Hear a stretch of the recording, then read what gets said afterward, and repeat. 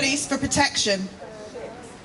In the 2 agonising years that followed, I was left alone in the dark, desperately waiting for answers, for support, for anything. When I did hear from them, I wished I hadn't.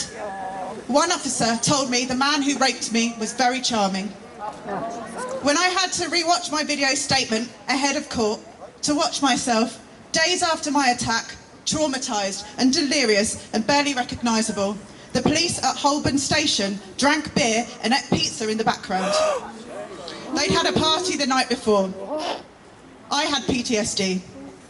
Almost a decade has passed since then, and nothing has changed.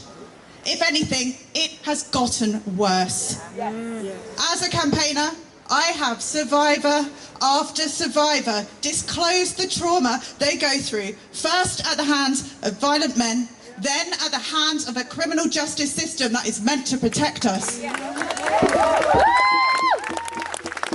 I'm also a journalist, and I worked at several national newspapers during this time.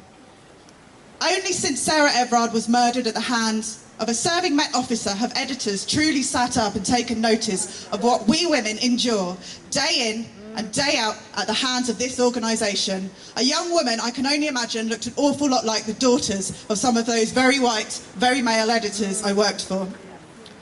It is also truly revealing to note how difficult it was to get editors to treat coverage of murders of women of colour like Sabina Nessa, like Bibaa and Nicole Smallman, with the same enthusiasm. Now, I saw that process. It happened. It is not a figment of your imagination. Do not let them gaslight you. Racism and misogyny walk hand in hand throughout our society, throughout the establishment, and we must not stand for it.